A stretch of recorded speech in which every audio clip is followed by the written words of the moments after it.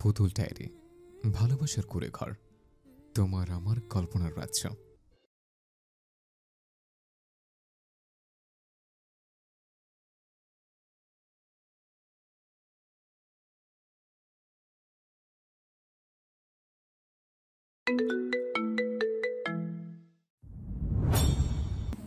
ওমা, এ কি নওয়াব ভাই, আপনি ভিজলেন কি করে? তোদের পুকুরে যে রাক্ষসী একজন জলপরী আছে, আগে বলিস নাই কেন? তি মুখ চেপে আর চোখে পুকুরের মধ্যে তাকে খানিকটা হাসল। পাখির কথা বলছেন? বুঝে নে। নফ গা ছাড়তে ছাড়তে চলে যাচ্ছিল, মুক্তি পিছু হতে ডাকেন তাকে। নওয়াব ভাই। কিছু বলবি? হ্যাঁ, আসলে আপনি যে পথে হাঁটছেন সেই পথে অনেক কাঁটা। তাছাড়া পাখি আপনার অনেক ছোট। আপনার আর ওর ভিতরে আকাশ পাতাল তফাৎ। ও অবুঝ, আপনি বুঝতার।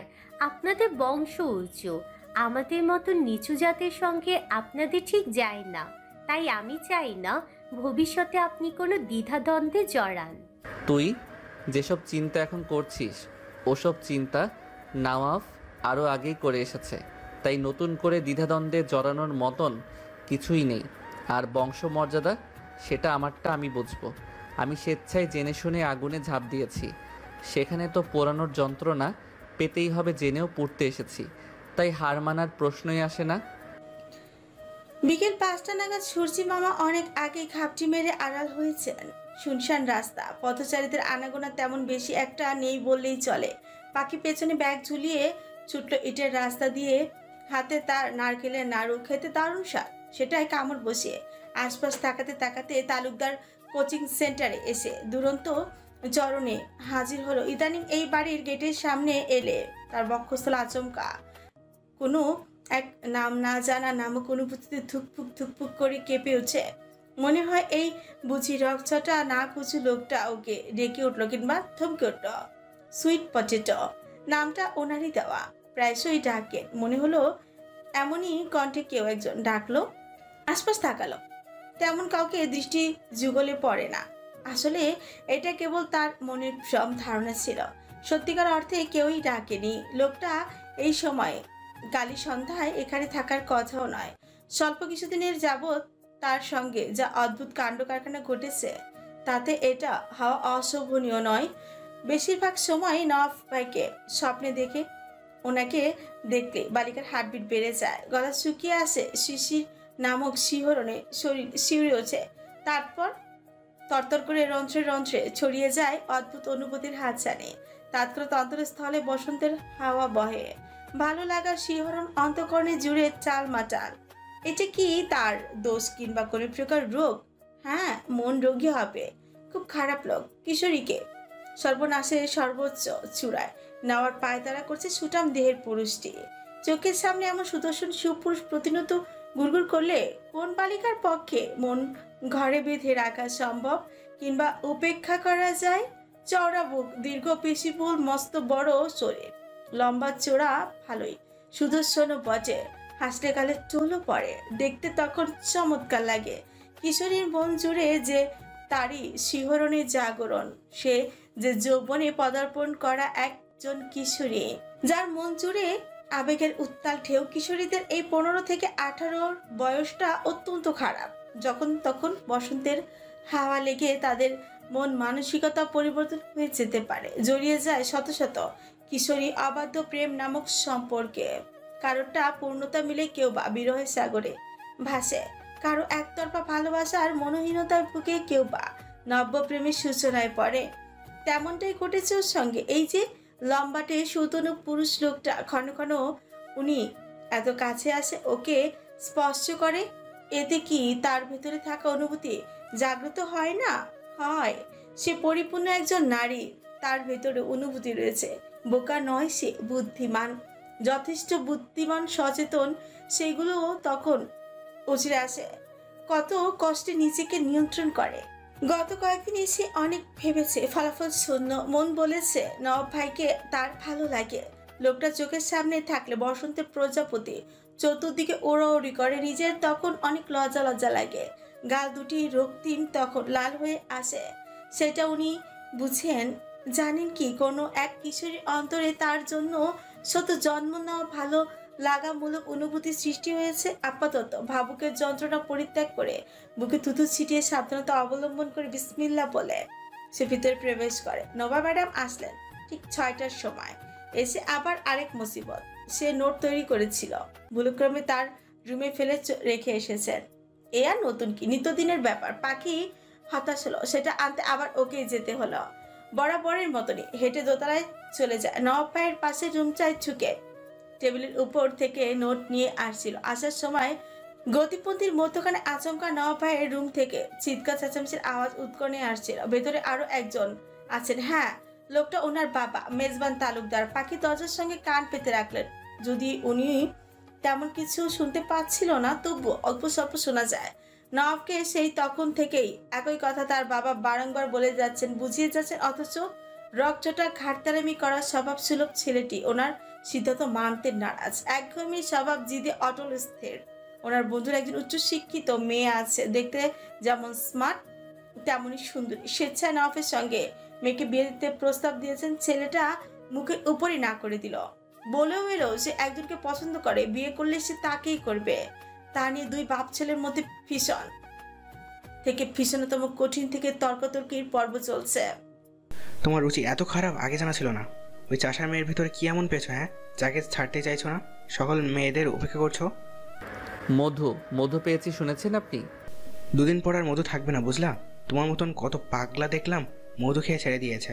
নিজের হাতের আঙুলগুলোকে কটমট করে ভাঁজ করে ভেঙে মুষ্টিবদ্ধ করে রাগ নিয়ন্ত্রণ করতে চাইল। এত রাগ হচ্ছে তার, ইচ্ছে করছে ওনার গলাটা সোজা চেপে ধরে জিভটা টেনে ছিঁড়ে ফেলতে। কত বড় কলিজা নিজের সন্তানকে নিয়ে এমন কুৎসিত মন্তব্য কেউ করে? জঘন্য লোক। বাবার হওয়ার যোগ্যতা তার নেই, কিন্তু এই মহৎ কাজটা সে করতে পারছে না। লোকটা যে তার মায়ের স্বামী, কিছু করলে তার মা বিধবা হয়ে যাবে। মায়ের জন্য কতবার লোকটাকে কেবল ছাড় দিচ্ছে, নয়তো লোকটার স্থান এতদিনে 3.5 হাত মাটির নিচেই থাকতো। তত শ্বাস ফেলে মেজবান তালুকদার ফের বলেন, বুঝেছি তোমার কোশি মেয়ে চাই, তাই তাহলে আমার মামাতো বোন সিমরানকে দেখো। যেমন সুন্দরী তেমন স্মার্ট, স্টুডেন্টও ভালো, চাইলে ওকে বিবাহ করতে পারো, তাতে আমার আপত্তি নেই। এগুলো তো না হলে আমি হোটেল বুক করে দিচ্ছি। কৌশি সুন্দরী মেয়েরা প্রতিদিন তোমার কাছে পৌঁছে যাবে মাই সান। এনজয় করো যত খুশি, তবু একজন চাষার মেয়ের নাম মুখে নিও না, লোক সমাজে মুখ দেখাতে পারবো না। নফটি টেবিলটার উপর লাথি মেরে টেবিলটার কাঁচটি ভেঙে ফেলল। ভাঙা কাঁচটি মুহূর্তের মধ্যে টুকরো টুকরো হয়ে ফ্লোরে ভেঙে চুড়ে ছড়িয়ে ছিটিয়ে পড়ছে। এতে ছেলেটা দমলো না, ড্রেসিং টেবিলের আয়নাটা লাথি মেরে ভেঙে ফেলল।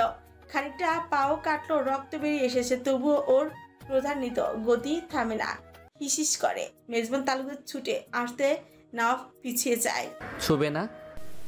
রক্ত বেরোচ্ছে তো। বেরুক। কার জন্য এত রক্ত ঝরাচ্ছ? ওই দুবাসার মেয়েটার জন্য, যার যোগ্যতাও নেই তোমার বাসার মেড হওয়ার। ওদের ঘর দেখছো? ওর চেয়ে আমার কিচেন অনেক বড়। ও বুঝবে তোমার ভালোবাসার মূল্যায়ন।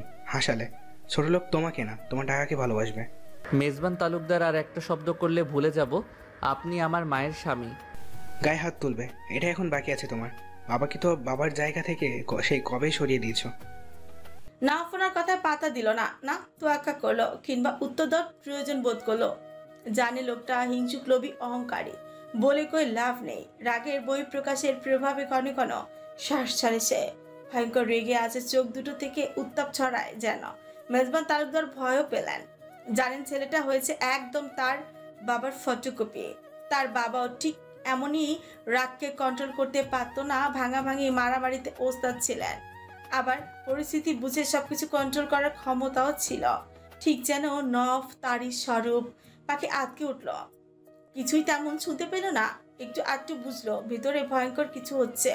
ওনার বাবা বিয়ে ঠিক করেছে, উনি রাজি না, কেবল কাচের ঝনঝন ছাড়া আর কিছু শুনতে পেল না।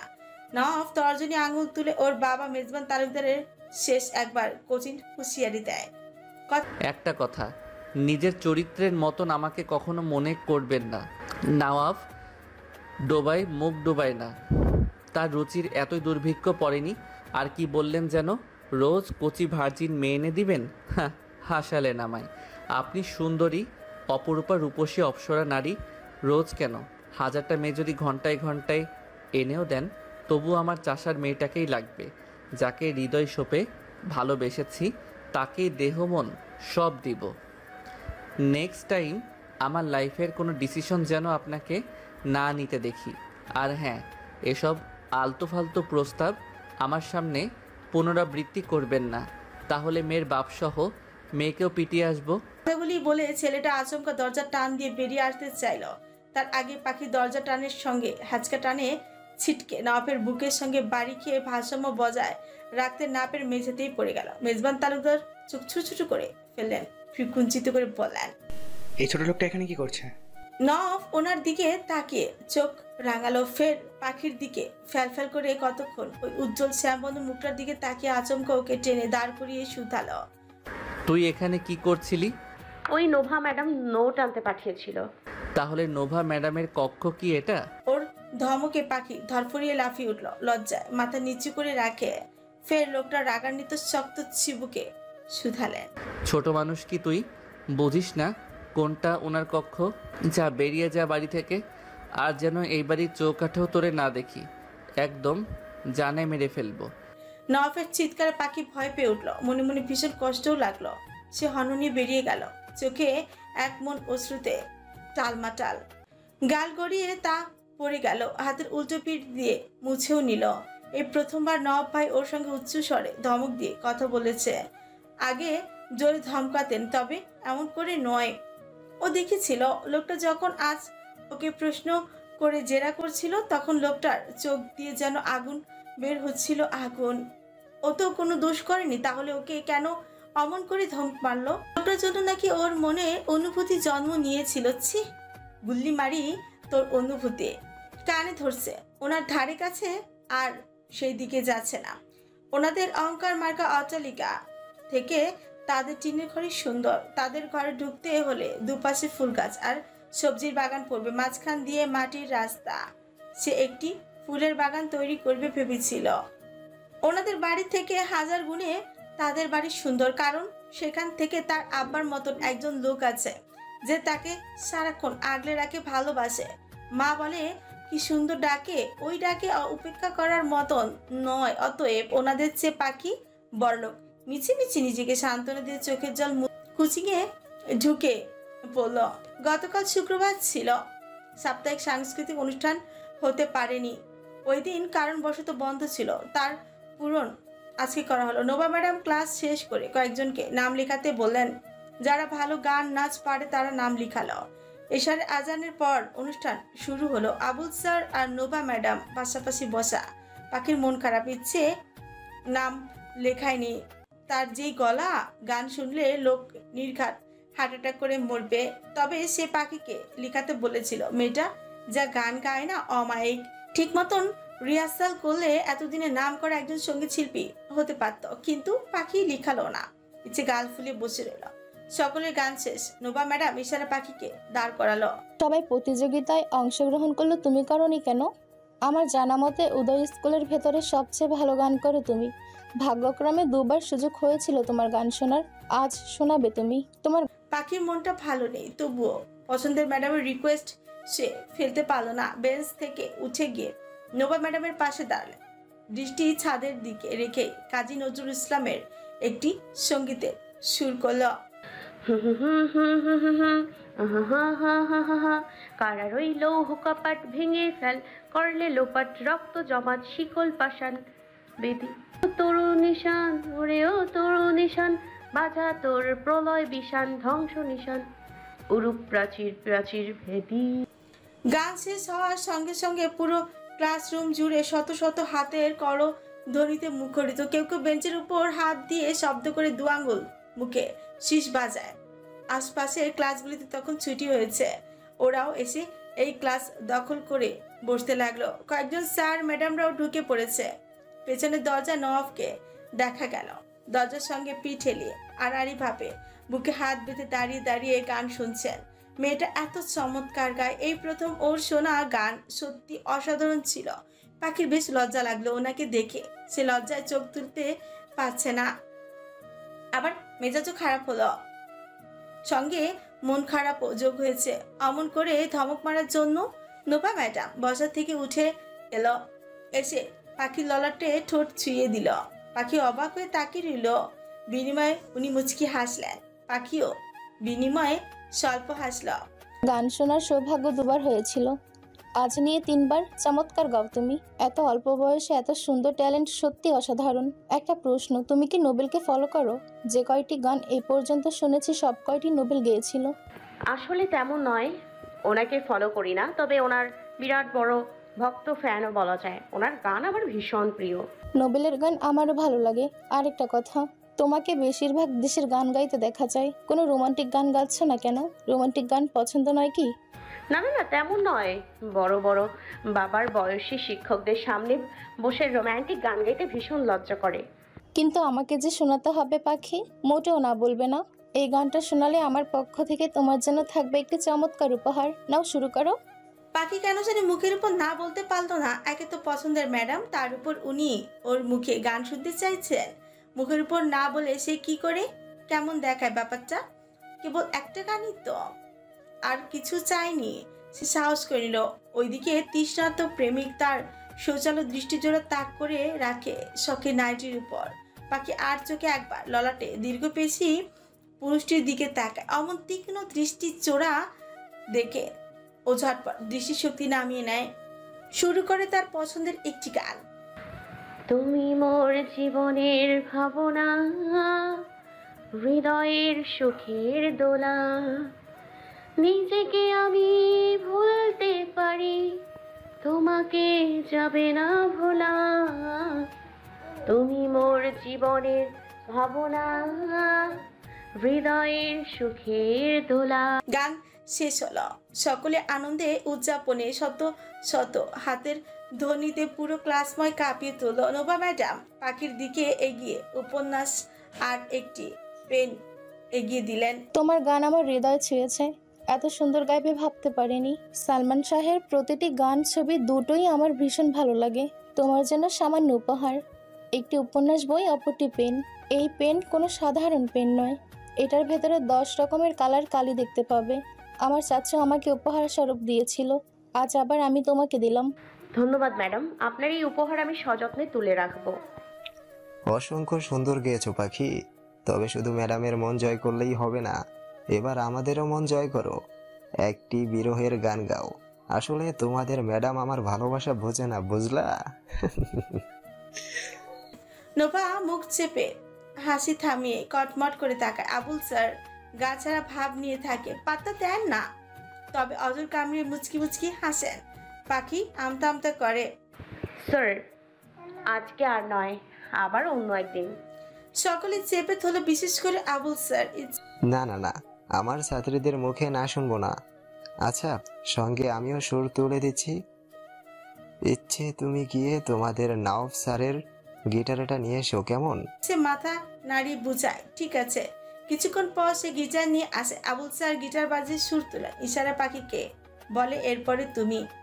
এত দুঃখ দিলি বন্ধু রে বন্ধু, আমি তোর প্রেমেরই দেওয়ানা রে দেওয়ানা, মন জানে আর কেউ জানে না।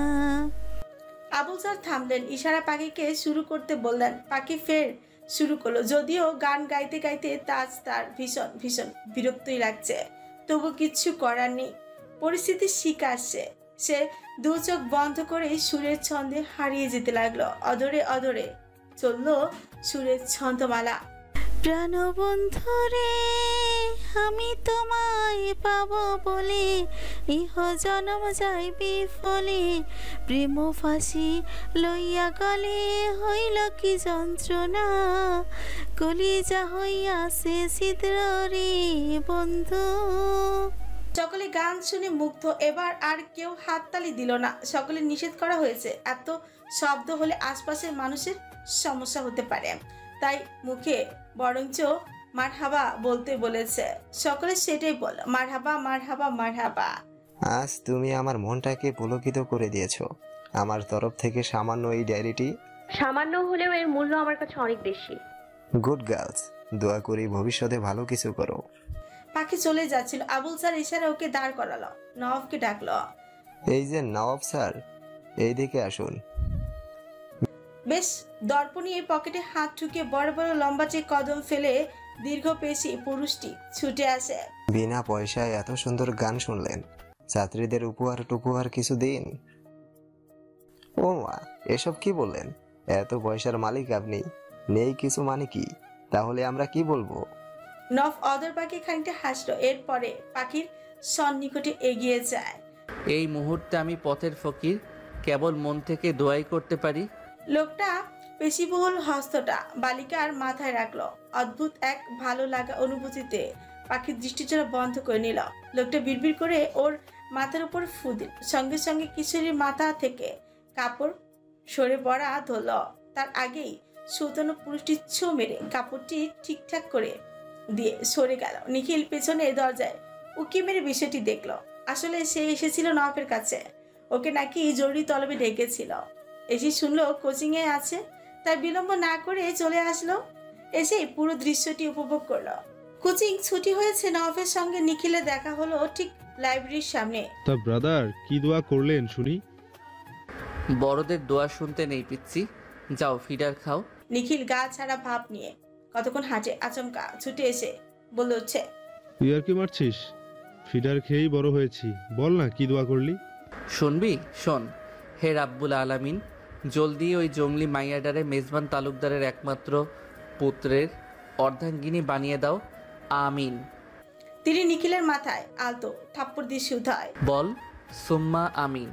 হ্যাঁ হ্যাঁ, সুম্মা মিন। তোর দোয়া ধর কবুল, এখন মিষ্টি খাওয়া। মিষ্টি আমার কাছে না, মুক্তির কাছে চাস। প্রতি মিনিটে মিনিটে ঘন্টায় ঘন্টায় যত মিষ্টি খেতে চাস সব ফ্রি, কোনো অগ্রিম টাকা দেওয়া লাগবে না। না না, ধন্যবাদ দিতে হবে না, জনগণের সেবা করাই আমাদের ধর্ম। আসি। নিখিল পুরায় বেকুব হয়ে গেল, পিটপিট করে শুধায়। হালাই কামটা করলো কি? নব দূর হতে কয়েকবার পাখিকে দেখলো একা একা দাঁড়িয়ে থাকতে। কাহিনীটা কি জানতে সে অতিক্রম হয়। ততক্ষণে ওনাকে এই দিকে অগ্রসর হতে দেখে পাখি দ্রুত পা চালিয়ে গেট হতে বেরিয়ে যায় অন্ধকারে ছুটে। আকাশ কালো হয়ে বাতাস বইছে, ওইদিকে বজ্রপাত পড়ছে। রাস্তার ধুলোবালি সব উঠতে শুরু করে দিয়েছে, ঝড় হবে বোধহয়। এর ভিতরে হয়েছে আবার লোডশেডিং। রাস্তার ল্যাম্পপোস্টগুলিও বন্ধ। ও অপেক্ষা করছিল ওর আব্বার জন্য, উনি তো আসলেন না। উল্টো সকলে চলে গিয়ে পুরো রাস্তা ফাঁকা। এখন ওর একা একা অন্ধকারে হাঁটতে ভীষণ ভয় করছে। তাছাড়া গ্রামের রাস্তার দুই পাশে লম্বা লম্বা গাছ, যা ওর দিকে প্রেতাত্মার ন্যায় ঠেকে। ভয়াতুর মনে এক বুক সাহস সঞ্চয় করে ধুধু অন্ধকারে হাঁটে। আচমকা পেছনে পুরুষালী প্রতিমূর্তির উপস্থিত টের পায়। পেছনে তাকাবে, তার আগে পুরুষালী গাম্ভীর্য গলা ভেসে আসে, সামনে হাঁটতে থাক, আমি আছি, ভয় পাস না। কি সুন্দর কথা, আস্থা ভরসা দিলেন। আমি আছি তো, ভয় পাস না। ইস, কিশোরী মুখটা নাজুকের ভরে উঠল। অকুলে মন খারাপ হয়ে গেল। ওনাকে নিয়ে এসে এসব কি ভাবছে? ছি, লোকটা ওকে অপমান করেছিল, সেসব কি করে সে মাথা থেকে ছেড়ে ফেলে দিল। অতঃপর ওনাকে সম্পূর্ণ এড়িয়ে বড় বড় পা ফেলে এগিয়ে যায়, যাতে উনি ওর নাগাল না পায়। তখনই মুষলধারা বৃষ্টি শুরু হলো, অথচ এখনো অর্ধেক পথ বাকি। নওয়াব পাখিকে থামতে বলল, গলা ছেড়ে হাঁকে। সামনে টংঘর আছে, ওখানে দাঁড়া, বৃষ্টি কমলে আমি বাড়ি গিয়ে দিয়ে আসবো। পাখি দাঁড়ালো না, শুনলো না ওনার কথা। সম্পূর্ণ এড়িয়ে নিচমুখী হয়ে চলেই যাচ্ছিল। অমনি কোথা থেকে ছুটে এলো এক শক্তপোক্ত পুরুষটি। এসে ইচ্ছো মেরে ওকে তার দিকে ফিরিয়ে নিয়ে মুখটা উঁচু করে তুলে ধরল। এত জ্বালাস কেন আমায়, মনচোরা পাখি? একটু কথা শুনলে খুব বেশি ক্ষতি হতো। পাখি চোখ তুলে পুরুষালী চোখ দুটির সঙ্গে মিলালো। অমনি সমস্ত শরীর শিরশির করে কেঁপে উঠল। কেমন আফিমের মতো নেশালো ওই চোখ, তাকে যেন চুমুকের মতনই টানে। কিশোরী জলদি চোখ নামিয়ে নেয়। নফ এক প্রকার ওর হাতের কোনোই ধরে টেনে টেনে ছাউনির মধ্যে নিয়ে আসে। ভাগ্যিস টং ঘর বন্ধ ছিল। লোকটা মাথা ভিজে গেছে। সে হঠাৎ করে পাখির ওড়না ধরে চুল মুছতে লাগলো। কিশোরী হতবাক নির্বাক, সচেতন মন মস্তিষ্কে ভরকে গেল। দিন দিন লোকটা তার সাহসের নমুনা দেখিয়ে যাচ্ছে, অথচ সে চেয়েও কিছু বলতে পারছে না। মনের এক কোণে যে সবে ভালো লাগা সুপ্ত অনুভূতির বীজ জন্ম নিয়েছিল, তবুও তার কঠোর হওয়া উচিত। যদিও এমন তেল জল সম্পর্ক আকাশ পাতাল তফাৎ, সেই জন্য এই ক্ষণিকের মোহ তাকে পরিত্যাগ করতে হবে, যাতে পরবর্তীতে এই মোহ তার পরিবারের সম্মানহানির বাধার সম্মুখীন হয়ে না দাঁড়ায়। তাকে স্ট্রং থাকতে হবে। সে তার বাবা মায়ের মুখে কালি দিতে পারবে না। লোকে তার বাবাকে তার জন্য মন্দ কথা বলবে, শোনাবে, সে হজম করতে পারবে না। তাতে যদি তার নিজেকে কোরবানি করতে হয় তবু সে প্রস্তুত। সবে জন্মনা অনুভূতিকে সে এক কোণে অবহেলিত অবজ্ঞ করে ছুঁড়ে মারল। মনকে কঠিন পাথর করে রাখলো। অন্ধকারে লোকটাকে দেখা যাচ্ছে না, তবে তার ঘন ঘন নিঃশ্বাসের গতি মাপা যায় এবং স্পষ্ট কানে আসে ওর প্রশ্ন, আচ্ছা পুরুষরা কি অমন ঘন ঘন নিঃশ্বাস নেয়? আচমকা পাখির মনে হলো ওর পাশে কোনো এক জীব ফুসফুস করছে। হঠাৎ মনে অজানা ভয় চেপে বসলো। যেই লোকটা থেকে 2 হাত দূরে ছিল, এখন সেই লোকটা ওর অতি সন্নিকটে গিয়ে বলল, নওয়াব ভাই, বল। আপনার হাতে ফোন আছে? কেন, কাউকে ফোন করবি? না, ওখানে কি যেন ফুসফুস শব্দ করছে, একটু লাইট মেরে দেখুন না কি আছে। সে কি? ফোনের টর্চ অন করলো। শিপের ছবি দৃশ্যমান হয়। পাখি আতকে উঠে লোকটার বুক ছুঁই ছুঁই হয়ে দাঁড়িয়ে পড়ে। আর একটু আগালে নেহাত তার বুকের মধ্যে ঢুকে পড়বে। নফ টর্চ ভালো করে মেরে দেখতে চায় সাপটা আসলে কি সাপ। এমন অদ্ভুত সাপ সে কখনো দেখেনি। ধীরে ধীরে সাপটা ওদের দিকে আসে। পাখি আবার ওনার বুকের সঙ্গে একেবারে লেগেই গেল। ভয়ে চোখ মুখ খিচে বন্ধ করে নিল। তার ভয় পাওয়ার প্রাণীদের মধ্যে বিচ্ছু, সাপ, কুকুর, জোক, রাজহাঁস এইগুলোকে একটু বেশি ভয় পায় সে। সেই ভয়ঙ্কর প্রাণীকেই অসময়ে আসতে হলো। লোকটার ঘন ঘন নিঃশ্বাসের গতি ওর ঘাড়ের উপর আসে পড়ে। তাতে যেন দেহ অবসর উপক্রম, উত্তপ্ত লাভা পুরো শরীর। হঠাৎ লোকটা ওর কোমর চেপে ধরে উঁচু করে তুলে সে আটকে উঠল। কিছু বলবে তার আগেই ওর দুপা নওয়াফের পিঠের পেছনের দিকে নিয়ে কোলে তুলে ধরল। পাখিকে ফিসফিস করে বলল, আমার জুতার দিকে চেয়ে দেখ, ঠিক জুতার পাশে আছে সাপটি। আর একটু হলে তোর পা পেঁচাতো। ভাগ্যিস তার আগেই তোকে তুলে ফেলেছি। পাখি কি বলবে বলার মতন শব্দরা মুখে নেই। এত কাছে লোকটা, ওর গলা অবরুদ্ধ, মস্তিষ্ক ফাঁকা ফাঁকা। দুজনের নিঃশ্বাসের গতি এক সঙ্গে পড়ে। উনি সাবধানে সাপটিকে পাশ কাটিয়ে অন্যত্র গিয়ে দাঁড়ালো। ততক্ষণে সাপটি রাস্তা পাশ দিয়ে নেমে গেছে। নফ হাফ ছেড়ে বাঁচল, কিন্তু কিশোরীর তো পুরো শরীর জমে মরণ যন্ত্রণার বান শুরু হলো। পুরো দেহ জুড়ে উত্তপ্ত। নফ ওকে নিচে নামায়। ঠিক আছিস তুই? পাখি হাঁপায়, ধকধক করে হৃৎপিণ্ডের গতিবেগ চলে। মাথা নাড়িয়ে বুঝায় সে ঠিক আছে। পাখি, তুই কি আমার উপর রাগ করেছিস? এই যে তোকে কোলে তুললাম, আমি তোকে তখন উঁচু করে না তুললে সাপ বাবাজি এতক্ষণ তোকে আদর আপ্যায়ন করত। পাখি মুখ চেপে হাসে। লোকটা ফোন হাতে তুলে চিপে। বৃষ্টি তখনও থামেনি। এমন ঝুপ বৃষ্টিতে দুজন প্রাপ্তবয়স্ক পুরুষ নারী আটকে আছে, তাও কোনো এক টঙের ঘরের ছাউনিতে। পাখি নওয়াফের পাশাপাশি দাঁড়ানো। বজ্রপাতের ধ্বনির সঙ্গে সঙ্গে পাখি কেঁপে কেঁপে উঠে। নওয়াফ ওকে আড়াল করে রাখলো। আমার বুকের সামনে দাঁড়িয়ে থাক, তাহলে বজ্রপাতের আলোর ঝলকানি তোর চোখে লাগবে না। ওর বড্ড বলতে ইচ্ছে করলো, আমার জন্য এত ভালো মানসিকতা, ব্যাকুলতা, আকুলতা কেন দেখাচ্ছেন নওয়াব ভাই? আপনাকে আমি ঠিক বুঝতে পারি না। একবার মনে হয় আপনি আমাকে পছন্দ করেন, আবার মনে হয় না পছন্দ করবেন। আমাকে আপনি কোন দুঃখে পছন্দ করতে যাবেন? চলাচলহীন একটা মেয়ে, যার সৌন্দর্য বলতে কিছু নেই। আমি চাইও না কখনো আপনার আর আমার মধ্যে কোনো ধরনের সম্পর্ক হোক, কেননা বংশ দেখে বিয়ে করা নাকি উচিত। সেই দিক দিয়ে হলে আপনারা উচ্চ বিলাসী লোক, সেখানে আমরা মধ্যবিত্ত গরিব মাত্র, সম্বন্ধ মেলে না। মুখে বলল, নওয়াব ভাই, আপনি কি পাশ করছেন? অসময় এমন অদ্ভুত কথা শুনে ওর মেজাজ চটে গেল। বিয়া পাশ করছি, শুনেছিস? ওমা, কংগ্রাচুলেশন। তা হতভাগীটা কে? না মানে আপনার বউয়ের কথা বলছি, ওনার নাম কি? সর্বনাশী। ছে, সর্বনাশী আবার কারোর নাম হয়?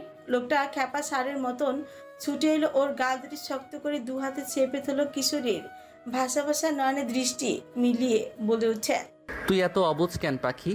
সত্যি কি আমার চোখের ভাষা বুঝিস না? আমি তো ভাষা বিশেষজ্ঞ নই। পটপট তো ঠিকই করতে পারিস। লোকটা ওর গাল ছেড়ে দিয়ে ঠিকঠাক হয়ে দাঁড়ায়। গলা ছেড়ে দু লাইনের একটি গান ধরে, বৃষ্টি রে বৃষ্টি আয়না চেপে, ফিরে যাব না আজকে ঘরে। পাখি ওনাকে মাঝপথে দাঁড় করে শুধায়, যাও বাবা, আমি এখানে বসে বসে মরছি বৃষ্টি কখন থামবে বলে, আর আপনি বাড়ি ফিরবেন না বলে পরিকল্পনা মোতাবেক গান গাইছেন। ছে, না না না ভাই, দোহাই আপনার, এমন গান গাইবেন না। এমনিতেই বৃষ্টি কখন থামবে জানি না, তার উপর আপনি প্যারা দিয়েন না। পাখি, আমার হাতটা কয়েকদিন যাবৎ ভীষণ নিষ্পিস করছে। অনেক দিন যাবৎ ব্যায়াম করা হয় না। তুই কি চাস আমি তোরে দিয়া শুরু করি? নিশ্চয়ই চাস না। তাহলে ভদ্র মেয়ের মতন থাক, মোটেও বিরক্ত করবি না। পাখি বেঞ্চি গাঁটলো, বেঞ্চের উপর গিয়ে পা উঠিয়ে বসলো। তখনই শুনলো লোকটা বৃষ্টির সঙ্গে তাল মিলিয়ে ফের গান গাইছে। প্রাণ বন্ধুরে, আমি তোমায় পাবো বলে এক জনম যাই বিফলে, প্রেম ফাঁসি লইয়া গলে হইল কি যন্ত্রণা, যে যাহারে ভালোবাসে রে বন্ধু, ব্যবহারে যায় চেনারে যায় জানা, মন জানে আর কেউ জানে না। পাখি আশ্চর্য হয়ে গান শুনলো। তাকে কপি করছে উনি, কপিবাজ একটা। এমন কেমন গান? না আছে আগা, না আছে গোড়া, শুনতে ভালোই, তবে খাপছাড়া। একটা জিনিস উপলব্ধি করলো, গানটা যেন ওকে শুনিয়ে শুনিয়ে লোকটা গাইছে। বুকটা তৎক্ষণাৎ ছ্যাঁত করে উঠছে। হামি দিয়ে অবাধ্য অনুভূতি আড়াল করে চোখ বন্ধ করে ঝিমিয়ে সে মনে মনে বিড়বিড় করে, কখন যে মরার বৃষ্টি থামবে। তখনই ছাতা হাতে টর্চ নিয়ে স্বাধীনকে আসতে দেখলো। অমনি পাখি ঝটপট জুতা পরে বেরিয়ে গেল। নব বিড়বিড় করে, অকৃতজ্ঞ একটা, ওকে সঙ্গ দিতে এত দূর ছুটে চলে এলাম, বিনিময়ে একটা ধন্যবাদ তো দূরের কথা, ওদের বাড়ি সাধলো না পর্যন্ত। উনি বৃষ্টির ভিতরেই বেরিয়ে গেল। উনি বেরিয়ে যেতে পাখি পিছু ঘুরে চায়। মনের সঙ্গে যুদ্ধ করে সে এতক্ষণ টং ঘরে দাঁড়িয়েছিল। সে কি সত্যি অবুঝ? বুঝে না একজন প্রেমিক পুরুষের ইচ্ছে আকাঙ্ক্ষা, কার দিকে কে কোন দৃষ্টিতে তাকায়। এতটা ছোট অবুঝ নয় সে। আজকে সেটা জলের মতো পরিষ্কার বিড়বিড় করে শুধ হয়। তেল আর জল এক হয় না নওয়াব ভাই, দূরে আছেন দূরেই থাকুন, কাছে আসলে কয়লা হয়ে পুড়তে হবে। ভালোবাসারা প্রকাশিতব্যের চেয়ে গোপনেই শুন। পরদিন দুপুরে পুরো বাড়িময় পাখিকে খুঁজছে ওর জনক জননী। যে কাণ্ড সকাল সকাল ঘটিয়েছে তার একটা হাসনাস্ত করেই ছাড়বে। পাখি সব টুকটাক সেলাই মেশিনের কাজ শিখেছিল, পারেও কিছু। বেচারি ইউটিউব দেখে ওর আম্মার নতুন শাড়ি কেটে লেহেঙ্গা বানাতে চেয়েছিল, হয়নি তো উল্টো সুই ভেঙে বসে আছে। সেলাইও ঠিকঠাক হয়নি, উল্টো পাল্টা হয়েছে। সেই জন্য কাজল রেখা পুরো বাড়ি খুঁজছে। যে জিনিস পারে না সেটা করার দরকার কি ছিল? উনি বলেছিলেন নিজে বানিয়ে দেবে না, মহারানীর তাতে হবে না, নিজেরটা নিজে বানাবে। আজ আসিস ঘরে, মুইরা ঝাড়ু আছে দরজার সামনে। পাখি মুইরা ঝাড়ু সরিয়ে শুধ হয়। আম্মা, ঝাড়ু তো দরজার সামনে নেই, এখন ঘরে আসতে পারবো? দাঁড়া, তোর আসতে হবে না, আমি আইতাছি। আজ তোর একদিন কি আমার একদিন। পাখি উল্টো করে ভোতর পালাচ্ছিল। তখনই দেখলো বাড়ির গেট দিয়ে ওর আব্বা, নানা, সিকান্দার মির্জার সঙ্গে নিখিল ভাইও আছে। ওনারা আসছেন। পাখি গিয়ে ঝটপট ওনার নানার পেছনে লুকোলো। সিকান্দার মির্জাকে দেখে কাজল রেখা মাথার কাপড় টেনে দেয়, ঝাড়ু ফেলে রেখে সালাম দিয়ে বলে, আব্বা ভালো আছেন? ভালো থাকতে দিলি কই? বাড়িতে ঢুকতেই তোদের মাঝির ঝাড়ু নিয়ে দৌড়াদৌড়ি চোখে পড়ল। আর বললেন না আব্বা, আমার নতুন শাড়িটা কেটে কুটে ও লেহেঙ্গা বানাতে বসছে। সেখানে তো বানানো হয়ই নাই, বরং উল্টা সেলাই করতে গিয়া সেই সুই ভেঙে রেখে দিয়েছে। আজ থেকে তোর মোবাইল দেখা বন্ধ। এই সব মোবাইলের কারণে তুই উল্টাপাল্টা জিনিস দেখে সব শিখছিস। এর আগে ইউটিউব দেখে আলু পুরি বানাইছিলিও। বিশ্বাস করেন আব্বা, 3 পর্যন্ত ঘরের সকলের পাতলা পায়খানা ছিল। যেই কাজ তুই পারবি না সেই কাজ কেন করতে যাবি? কাজল রেখা, তুমি পাখির বয়সে ওর চেয়ে বেশি দুরন্ত দুষ্ট ছিলে। মনে আছে আমার পাঞ্জাবি কেটে একবার নষ্ট করে ফেলেছিলে, আরেকবার বিরিয়ানি রান্না করতে গিয়ে খিচুড়ি পাকিয়েছো, 2 কেজি দুধ দিয়ে রসমালাই বানাতে গিয়ে নষ্ট করে ফেলেছো। তবুও আমি তো কিছু বলিনি। সেই রসমালাই খেয়ে 2 দিন যাবৎ আমার ঘাট বমি ছিল, তবুও আমি তোমাদের শাসন করিনি।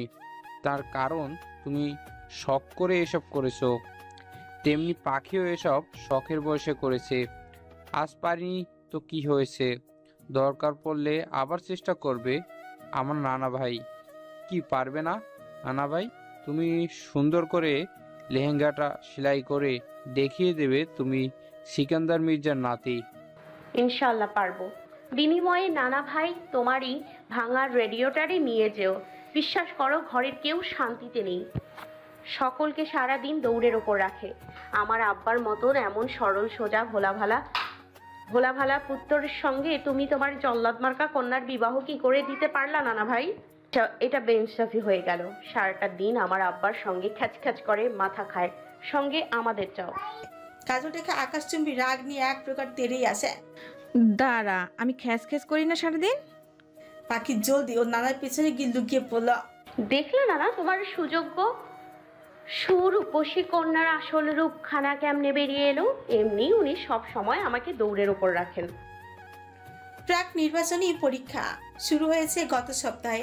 একই সিরিয়ালে পাঁচটা পরীক্ষা ছিল, মাঝের মধ্যে বন্ধ গিয়েছে প্রায়শই দুদিন। আগামীকাল ভূগোল পরীক্ষা। পাখি পড়ছিল খুব ভোরেই, যদিও সে অত একটা ভালো স্টুডেন্ট নয়। টেনে পাস করা স্টুডেন্ট নিঃসন্দেহে অনায়াসেই বলা যায়। গণিতের ডাব্বা মারা আজ নব্য সূচনা ক্ষেত্র নয়, সবচেয়ে কম নম্বর পায়। পাস করা তার জন্য কেবল গণিতের ক্ষেত্রে কঠিনতম হয়ে পড়ে। সেই গণিত পরীক্ষা গিয়েছে গতকাল, ভালো হয়নি, ফেল আসবেন সুনিশ্চিত। নাও পাইকে কি জবাব দিবে তা নিয়ে ভীষণ দুশ্চিন্তাগ্রস্তে দিনময় কাটছে। শুনেছে তার তালুকদার কোচিং সেন্টারে বেশ নাম করা, সেখানে কোচিং করে সে যদি গণিতের মতন মেন সাবজেক্টে চাপা মারে, মানিজ্যত নির্ঘাত পাইকারি বাজারে গিয়ে এবার উঠবে। গতকাল সকাল সকাল তার ফুপু আলিয়া বেগম পুকুর ঘাটে হাত ভেঙে ফেলেছেন। সেই খবর মৃধা বাড়ি পর্যন্ত পৌঁছে গেল। ফজরের নামাজের পর খবরটা পান তারা। তখনই জয়নগরের উদ্দেশ্যে কাজল রেখা ও মানিক মৃধা বেরিয়ে পড়ে। মানিক মৃধার একমাত্র বোন আলিয়া, দুই ভাইয়ের পর এক বোন। বড় ভাই জয়নগর থাকে, নদী ভাঙলে কেবল তিনি লোকালয়ে শ্বশুরের জায়গায় এসে মাথা গোজার একচালা টিনের ঘর তুললেন। এরপরে আস্তে আস্তে কিছু জমি জমা কিনে সবজি চাষ মাছ চাষ করেন। মানিক মৃধার এক সময় প্রচুর অর্থ সম্পদ ছিল, নদীর ভাঙনে সব খুইয়েছে। বর্তমানে তারা দরিদ্র হতে পারে, কিন্তু এক সময়ে গোয়াল ভরা গরু আর পুকুর ভরা মাছ, আতাল ভরা হাঁস মুরগি, ঠাসা মাঠ ভর্তি ফসল ছিল। ঘরের দুজন কাজের লোকও ছিল। তার বাবার ছিল পাটের বিটার ব্যবসা, সেখান থেকে মাসে মাসে আসতো মোচো অঙ্কের টাকা। তবে এখন আর সেই দিন নেই। সময়ের আমূল পরিবর্তনের সঙ্গে সঙ্গে সব পাল্টিয়েছে। সেই দিক দিয়ে কাজল রেখার অবস্থা বংশগতভাবে প্রভাবশালী এলাকার ভেতরে নামকরা মির্জা বাড়ি। সকলে তার বাবা সিকান্দার মির্জাকে এক নামে চেনে। তাদের গ্রামের নাম চর সোনাপুর। আজ পাখির পরীক্ষা নেই। তার আব্বা আম্মা খুব ভোরে চা পানি খেয়ে জয়নগরের উদ্দেশ্যে বেরিয়েছে। মুক্তি কলেজে গিয়েছে। মোটামুটি বেলা বেশ পড়েছে। সোনালি রোদ গিয়ে উঠোনের মধ্যে আছড়ে পড়েছে। স্বাধীন আর পাখি কেবল বাসায়। পাখি ভাত আর ডাল ধুয়ে মাটির চুলোয় বসিয়েছে। স্বাধীনকে বলেছে লাড়কি ঠেলতে। ওদের রান্না করা চুলোটা বাহিরে খোলা স্থানে করা হয়েছে, কিছুটা উঠোনের দিকে। উঠোন থেকে স্পষ্ট সরাসরি রান্নাঘরটা দেখা যায়। বর্ষাকালে ওরা ঘরের ভিতর থাকা রান্নাঘরে রান্না করে, আর বর্ষাবিহীন বাইরে বসে রান্না বান্না করে। পাখির বাইরে খোলামেলা স্থানে রান্না করতে ভীষণ ভালো লাগে। স্বাধীনের হাতে কতগুলি শামুক, সে চিংড়ি ধরবে, বড় বড় চিংড়ি। জোয়ার আসবে যখন তখন শামুক বড় বড় শামুক বড়শির মাথায় বেঁধে নদীতে ফেলে রাখবে। তারপর ও বড়শির দিয়ে সে বড় বড় চিংড়ি ধরবে। তারই সরঞ্জাম তৈরি করছে সে। তখনই চুলোয় লাড়কি ঠেলার কথা শুনে মুখের উপর স্বাধীন বলে দিল সে পারবে না। তাকে তরকারি কাটছিল। স্বাধীনের মুখে না শব্দটি শুনে হঠাৎই ও তেজে উঠে বাধ্য করে। রাগে গজগজ করতে করতে চুলোর কাছে গিয়ে বসল। চুলাটায় শুকনো একটি ডাল দিয়ে বলে উঠল, আজ তোর খাওয়া বন্ধ। বড়শির মাথায় শামুক বেঁধে স্বাধীন সুধয়। তুই কোন দেশের প্রধানমন্ত্রী রে? তোর কথা মানতে হবে। তুই আমার চোখের সামনে থেকে যা তো। আমার ঠেকা পড়ছে তোর সামনে থাকতে। হাতের ফেনা কেটে পাখি ওকে চোখ রাঙায়।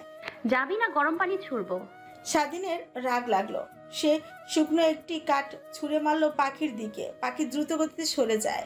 কাঠ গিয়ে ভাতের পাতিলে লাগে, যার ফলস্বরূপ ভাতের পাতিলের লাগার যার ফলস্বরূপ ভাতের পাতিলের ফুটন্ত অর্ধ হাওয়া ভাত সহ পানি গিয়ে পাখির পায়ের উপর ছিটকে পড়ে। পাখি গলা ফাটিয়ে আর্তনাদ চিৎকার করে ওঠে। চুলার কাছ থেকে দ্রুত সরে উঠোনের মধ্যে ছুটে আসে, শুকনো মাটির মধ্যে গিয়ে ধপ করে বসে পড়ে, ডান পাটা উঁচু করে ধরে, পাগলের মতো লাফালাফি করে চিল্লায়। ক্ষতস্থান তৎক্ষণে সাদা হয়ে গিয়েছে, উত্তপ্ত গরম পানি নরম মাংসে পড়ে উপর পাটা কেমন ফোলা ফোলা, লোমহীন ফ্যাকাশে দেখাচ্ছে, যেন চামড়া উঠে গেছে। গলা থেকে ওড়না ছুঁড়ে মেরে চুল খামচে ধরে পাখি পাগলের মতো প্রলাপের সঙ্গে আর্তনাদ করে। ওর একটা আর্তনাদে স্বাধীনের হুঁশ আসে। সে এতক্ষণ জ্ঞান নিথর প্রাণীর মতন দাঁড়িয়ে ছিল। সে করলো কি সে ভাবতে নিজের কষ্ট লাগে। সে চায়নি এমন নিকৃষ্টতম কাজ করতে। পাখিকে তো সে ভালোবাসে, তাকে আঘাত দেয় কি করে? তার বোন কষ্ট পাচ্ছে, ভীষণ কষ্ট, তাকে কিছু করতে হবে। সে দ্রুত মুরগির ডিম এনে ফাটিয়ে পোড়া জায়গায় স্থানে দেয়, তবু পাখির আর্তনাদ থামে না। পাখি আরো উল্টো উচ্চস্বরে গলা ফাটিয়ে করুণ সুরে আর্তনাদ করে যাচ্ছে। স্বাধীনের মাথায় খিলে না, সে এই মুহূর্তে কি করবে। নফ দোকানে বসে চা খাচ্ছিল সকাল সকাল। চা খাওয়াটা তার একটা বাজে অভ্যাসে পরিণত হয়েছে। আকাশ চা দিল, উনি চা মুখে নিবে ওই মুহূর্তে অমনি মৃধা বাড়ি থেকে অমন করুণ সুরে আর্তনাদ তার বুকের অভ্যন্তরে একটা যন্ত্রণাদায়ক পীড়ার ক্ষত সৃষ্টি করে। বিভৎস ভয়ের আলোড়ন অন্তরস্থলকে কম্পনিত করে তুলে। শিহরণে জাগরণে কিশোরীর ক্রন্দনত মুখের অভাবের প্রতিছবি ফুটে ওঠে। অসাবধানতা আশঙ্কা। তৎপর হাত থেকে গরম চায়ের কাপ পায়ের উপরই শব্দ করে পড়ে। সেই দিকে নীরবে নির্বিঘ্নে কতক্ষণ তাকিয়ে থেকে হুঁশ ফিরতে আকস্মিক উনি দ্রুত মাতালের ন্যায় দৌড়ে মৃধা বাড়িতে ছুটে যায়। বাড়ির চৌকাটে উঠোনে এসে থামতে দৃষ্টিভঙ্গি বিভৎস ছিচড়া বলি ভেসে ওঠে, যার এক ফোঁটা আর্তনাদ শক্ত পুরুষটিকে ভেঙে গুড়িয়ে দেয়। তার অমন নৃশংস দৃশ্য আর্তনাদ কি করে সে সহ্য করে? বুকটা যে তার ছ্যাঁচ্ছ্যাঁত করে উঠছে। জান পাটা হাতে ধরে করুণ সুরে আহাজারি করে যাচ্ছে বালিকা। তার ভাষা ভাষা নয়ন দুটিতে সমুদ্র সম জলে টইচম্বর, মুখ নাক লাল হয়ে আছে। আকস্মিক বুকের গভীরে মুছে ওঠে, তড়িঘড়ি করে বড় বড় কদম ফেলে কিশোরী সন্নিকটে এগিয়ে যায়। পায়ের দিকে দৃষ্টি পড়তে আতঙ্কে তার মুখ নীলচে হয়ে এলো। রান্নাঘরের দিকে চেয়ে দেখে পাতিলের ভাত সব ছড়িয়ে ছিটিয়ে পড়ে আছে, বুঝতে আর বাকি নেই কিছু। স্বাধীন নওয়াবকে দেখে ভয় পেল। নওয়াব পাখির পায়ের গিরা থেকে প্লাজোটা তুলে দেখতে চায় কতটুকু পড়েছে। পাখি ওনাকে ছুতে দেয় না, বারংবার বাধা প্রদান করে সরিয়ে নেয়। কান্নার ফলে তার দেহটা কেঁপে কেঁপে উঠছে। ক্ষণে ক্ষণে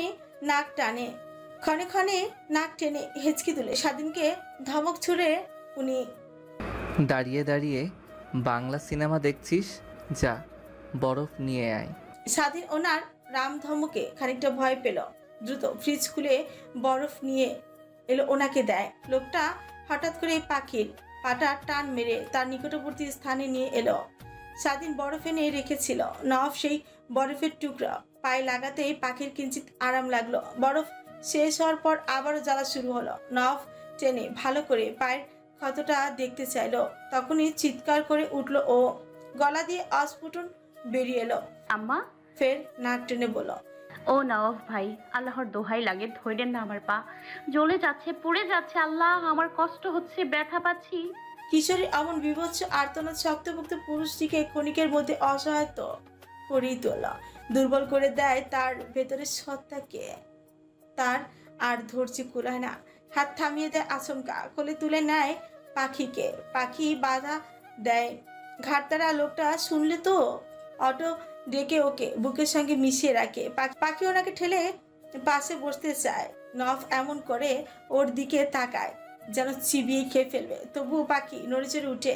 নফ আলতো করে ওর ক্ষত স্থানে আঘাত করে বসে। পাখি চিৎকার করে উঠে, কান্না মিশ্রিত কণ্ঠে শুধয়, আপনি কি আধো মানুষ? পটপট বন্ধ না করলে আরেকটা দিব। ও আর কিছু বল না, চুপচাপ নাক টেনে বসে থাকে। ডাক্তার দেখিয়ে নফ ওকে ওষুধ সহ বাড়ি দিয়ে যায়। দুপুরের খাবার প্যাকেট করে স্বাধীন হাতে ধরিয়ে দেয়। স্বাধীন চলে যাচ্ছিল, নফ ওকে ডেকে দাঁড় করাচ্ছিল। এই স্বাধীন, দাঁড়া। স্বাধীনের চলন্ত পা দুটি তখনই থেমে পড়ে। নওয়াফের দিকে ঘুরে তাকায়। ওনার মুখাব শান্ত, তবে চোখ দুটো লালচে, ভয়ঙ্কর রেগে আছে বোঝা গেল। তৎপর হঠাৎ ওর ভয় হলো, পেটের ভেতর কামড় মারলো। উনি কি কিছু আন্দাজ করেছে? কেমন যেন ভয়ঙ্কর মনে হলো পরিচিত নওয়াব ভাইকে। নওয়াফের পাশে থাকা রমিজকে জিজ্ঞেস করলো, সিগারেট আছে? জি ভাই আছে। দে। কি করবেন? কথাটি রমিজের দুরু দুরু বুকে সাহস হলো না কথার পরিপ্রেক্ষিতে জিজ্ঞেস করার। কেবল নীরবে মাথা নাড়িয়ে পকেট থেকে একটি সিগারেট বের করে হাতে বাড়িয়ে দিল। উনি শান্ত চোখে সিগারেট ধরিয়ে সেই স্বাধীনের হাতে টেনে ধরে। স্বাধীন ভয়াতুর মনে পরপর শুকনো ঝোঁক গেলেন। কি করছেন নবাব ভাই? ওর দিকে তাকিয়ে মুখ বাঁকে পৈশাচিক রহস্যময় হাসি তুলে। সেটা স্বাধীনের নিকট বিভৎস লাগলো। ক্ষণিকের মধ্যে ওর মুখটি পাংশুটে পরিণত হলো, ফ্যাকাশে হয়ে এলো মুখায়বের রং। আচমকা হাতের উল্টো পিছে সিগারেটের চেপেই ধরলো সে। সিগারেট চিৎকার করার সময়টুকু দিল না তিনি স্বাধীনকে। তার আগে ওর মুখটা চেপে ধরে। স্বাধীন কই মাছের মতন ছটফট করে। রমিজ ভয় পেয়ে দ্রুত কেটে পড়ল। উনি স্বাধীনকে ধমকালেন, ইশারায় বললেন, শিস, চিৎকার করবি না। সব জিনিসে গা ভাসানো ফাইজলামো খাটে না। স্বাধীন, সামান্য এতটুকু পোড়ায় যন্ত্রণা হচ্ছে তোর, আর ওর যে পুরো পাটাই তুই পুড়িয়েছিস, তার বেলায় ওর যন্ত্রণা হয়নি। আজকের কথা মনে থাকলে ওর সঙ্গে আর কোনো দিনও খারাপ আচরণ করবি না, কথাটা নলেজে রাখবি। যা এবার 1 মিনিট পাখির মলম থেকে হাতে মলম লাগিয়ে নিস। স্বাধীন মাথা নাড়িয়ে বুঝায়, ঠিক আছে। এরপরে নওয়াব ক্লাবে চলে গেল। পরদিন মধ্য দুপুর বেলায় মৃধা বাড়ি গিয়ে হাজির। পুরো বাড়ি শুনশান, নিরিবিলি, কেউ ঘরে নেই। ঘরে আছে কিনা বোঝাও গেল না। সদর দরজা শটান করে খোলা। ঘরে ঢুকতে পাখিকে প্রথমে চোখে পড়ল। বেহুশের মতন পড়ে আছে। গায়ে না আছে ওড়না, না আছে কাঁথা। ফ্যান পুরোপুরি বন্ধ, পোড়া পাটা হাঁটু পর্যন্ত নগ্ন। মলম লাগিয়েছে বোঝা যায়। ললাটে হাত রাখতে সে আটকে উঠল। জ্বরে পুরো শরীর পুড়ে যাচ্ছে। আস্তে করে ঢাকলেন উনি। অচেতন পাখি কেবল হু হু করে জ্বরের প্রভাবে উত্তর দেয়, তবে তার হুঁশ জ্ঞান নেই। দেখে বোঝা যায় হঠাৎ মেয়েটা ধরফড়ি উঠে বসল। দুর্বল শরীরটাকে টেনে হিচড়ে উঠোনোর এক কোণে নিয়ে ছুটল। গড়গড় করে পেটে যা ছিল সব পদার্থ ঢাললো। নফ ওর পিছু পিছু ছুটে এসেছিল। সে পিঠে হাত বোলাতে লাগলো। ফের বমি করে কিশোরীর শরীর নেতিয়ে এলো। এখন যে ঘর পর্যন্ত যাবে সেইটুকু শরীরের শক্তি অবশিষ্ট নেই। মাথা ঘুরছে, দুবার পাকিয়ে ঘুরিয়ে পড়ে যাচ্ছিল। নওয়াব ওকে ধরে ফেললো, কোলে তুলে নিয়ে ঘরে শুইয়ে দিল। পাখির অল্প স্বল্প হুঁশ জ্ঞান আছে, তবে কথার বলার মতন শক্তি অবশিষ্ট নেই। মুখে নাড়তো, তাকে শক্তির খরচ করতে হয়। শরীর কাঁপছে, সঙ্গে শরীর যথেষ্ট ঘাম দিচ্ছে। নওয়াবের শরীরে বমি লেগেছে কিছুটা। সে ওইগুলো কলপারে গিয়ে ধুয়ে বালতি ভরে পানি নিয়ে এলো। বাহিরে একটা পলিথিনে রোদে দেখেছিল দেওয়া, সেটা টেনে এনে বালিশের নিচে রেখে তার উপর পলিথিন দিয়ে পাখির মাথাটা বালিশে টেনে দিল, শুয়ে দিল ওকে। এরপরে ওর চুলের খোপা খুলে মাথার কাছে বসে মাথায় পানি ঢালতেই লাগলো। পাখির ভীষণ ভালো লাগলো। চোখ বন্ধ করে রাখলো কিছুক্ষণ, ফের দৃষ্টি খুলে কেবল নীরব চোখে ওনার দিকে ফ্যাল ফ্যাল করে কতক্ষণ তাকিয়েছিল। চোখ দুটিতে নীরবতা, কিছু ভাষা ছিল যা অস্পষ্ট, অপ্রকাশিতব্য।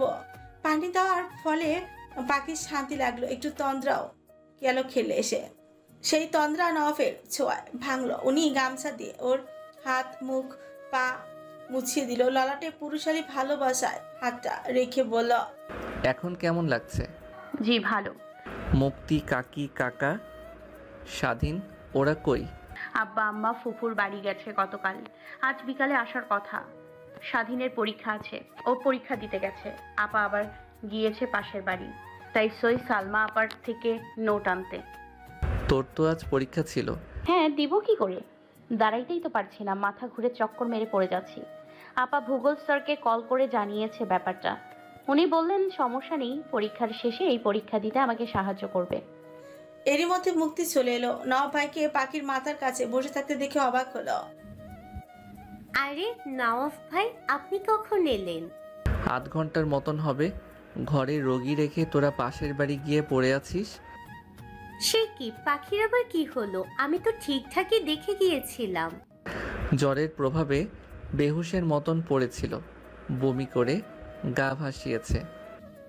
আমি যখন গিয়েছি তখনও শরীরে কোনো জ্বর ছিল না, বলে গিয়েছি একটু দেরি হবে আসতে। এর মধ্যে এত কাণ্ড ঘটে গেল। আবার সকালে ভাতও খাসনি, একটা অর্ধেক রুটি খেয়ে ওষুধ খেয়েছিস, তাহলে তো বমি করবি। যা ভাত নিয়ে আয়, দেখি আমার সামনেও না খেয়ে থাকে কেমনে। পাখি কথা বলে না জ্বরের কারণে, মুখ দিয়ে যেন আগুন বের হয়, কথা বলতে পারে না, শরীর দুর্বল লাগে। চোখ বন্ধ করে কাঁথা গায়ে শুয়ে থাকে। মুক্তি ভাত এনে মাখিয়ে মুখের সামনে তুলে ধরে। পাখি খায় না। নফ মুক্তি থেকে প্লেট কেড়ে নিয়ে বলে, এই ঝিমাইন্না মুরগিরে টেনে তোল, দেখি আমার সামনে বসে কেমনে ভাত না খেয়ে পারে। মুক্তি ওকে দুটো বালিশ খাটের সঙ্গে হেলান দিয়ে দেয় বসিয়ে। নফ মুখের সামনে ভাত মেখে ধরে। খেয়ে নে। খেতে ইচ্ছে করছে না। কি খেতে ইচ্ছে করছে তাহলে? কিছুই না। দেখ পাখি, জ্বর হলে কারোরই খেতে ইচ্ছে করে না, তবুও একটু একটু খেতে হয়, নয়তো দুর্বল হয়ে পড়বি। পাখি কথা বাড়ায় না। নফের কাছ থেকে ভাতের প্লেট কেড়ে নিয়ে নিজেই 3-4 লোকমা খেয়ে হাত ধুয়ে নেয়। আর সম্ভব নয়, তিতা লাগে আপা। নফ ইশারায় মুক্তিকে ভাতের প্লেট নিয়ে যেতে বলে। এরপরে ওষুধ খাইয়ে পাখিকে শুইয়ে দেয়।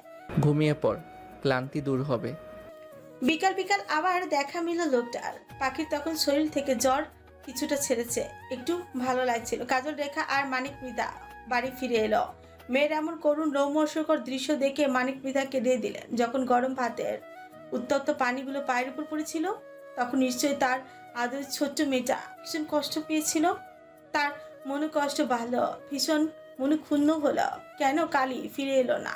তার নিবদ্ধ প্রায়শ্চিত্ত বোধ ও আফসোস করছেন। পাখিকে বুকের সঙ্গে মিশিয়ে রাখলেন বিড়াল ছানার মতো। পিতার বুকে মাথা গুজে মেয়েটাও গুটিসুটি মেরে থাকলো।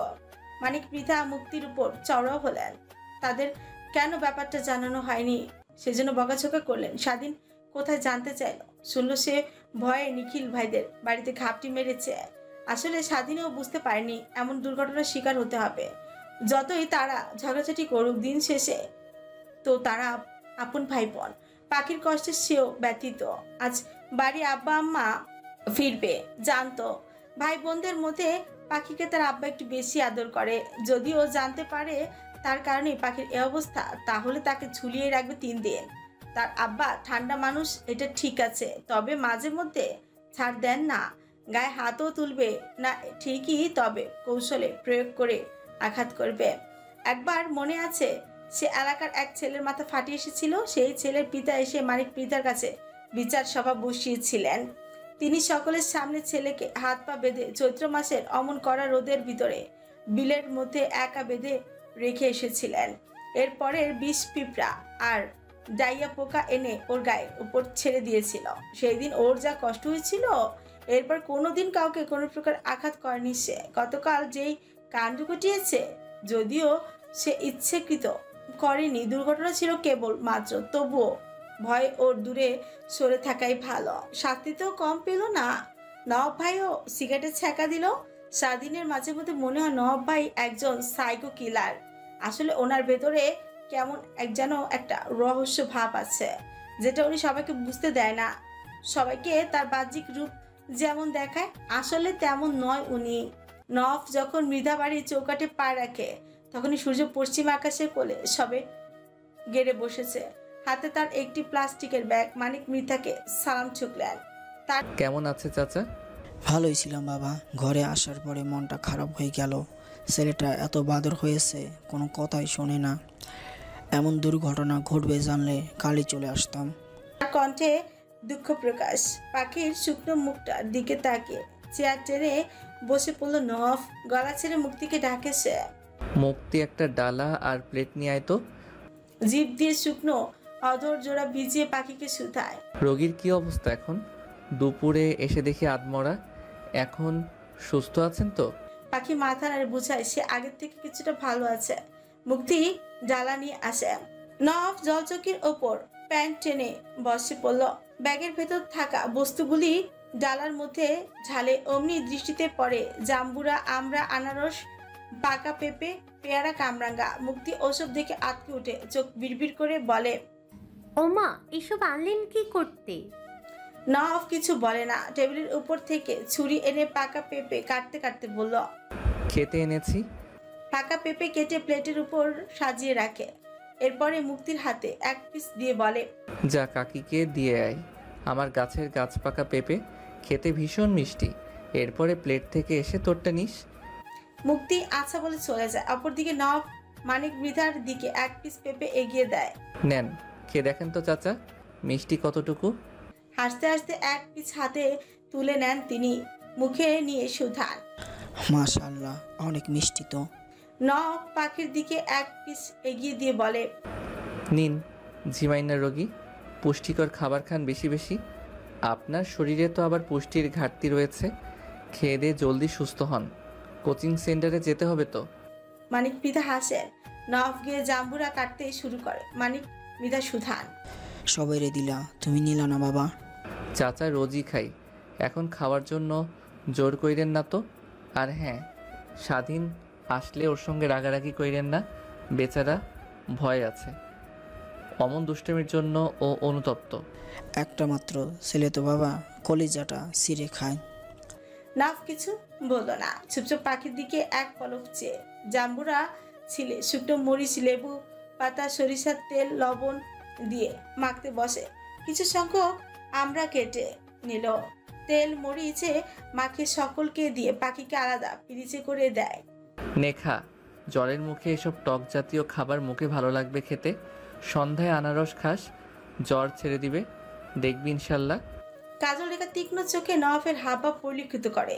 পাখির উপর নওয়াফের এত যত্ন কেয়ার তাকে স্বস্তি দেয় না, কঠিন প্রশ্নের কাঠ করে দাঁড় করায়, বিভ্রান্তিকর পরিস্থিতিতে ফেলে দেয়। রাতে শুতে গিয়ে তিনি তা নিয়ে মানিক মৃধার নিকট কথা ওঠান। মুক্তির বাপ, আপনি নওয়াবকে ভালো করে লক্ষ্য করেন। ইদানিং ওর যাতায়াত ঘন ঘন আমাদের বাড়ির দিকে বেড়ে চলেছে। এভাবে চলতে থাকলে লোকে আমাদের মেয়েদের নামে বদনাম ছড়াবে। তার উপর আমার কেমন জানি মনে হচ্ছে নওয়াব এই বাড়িতে কেবল পাখির জন্য আসে। অনুমান করছি পাখিকে ও পছন্দ করে। মানিক মৃধা উল্টোমুখী হয়ে শুয়েছিলেন। কাজল রেখার কথা শুনে তার দিকে মুখোমুখি হয়ে শোয়। মাথার নিচে হাত দুটি দিয়ে চিত হয়ে শুয়ে পড়েন তিনি। শীতল কণ্ঠে বলেন, জানো কাজল রেখা, একবার আমি গরু বিক্রি করতে মুলাদে গিয়েছিলাম।